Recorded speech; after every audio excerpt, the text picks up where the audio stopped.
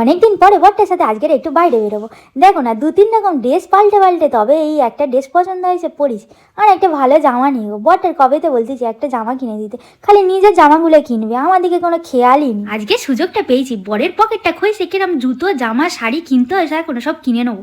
সামনে বিয়ে বাড়ি আছে, আগে একটা গিয়ে লাল টুকটুকে বেনারসি কিনি, তারপরে কি কিনবো ভাবদিছি। শাড়ি কিনবো কি, দোকানদারগুলো যা দাম বলতেছে বাবা, শুনে তো হৃৎপিণ্ড কেঁপে উঠতেছে। আর বরটাও এইদিকে চমকে উঠতেছে, দেবে না মনে হয়।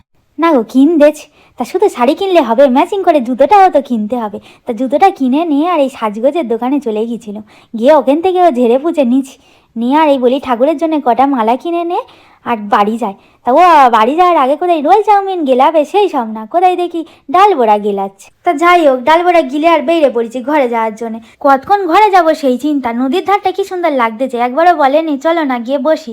আমার বরটা কি তা কে জানে। তা ওখানে শুধু ওই ডালের বড়া খেয়ে হয়, ওই জন্য আমি বলি আমার গুড়ের রসগোল্লা কিনে দিতে হবে, ওই জন্য গুড়ের রসগোল্লা কিনে নিয়েছি, নিয়ে আর ঘরের দিকে চলে এসেছি। তা আজকের মতো এইটুকু, সবাই ভালো থেকো, বাই বাই।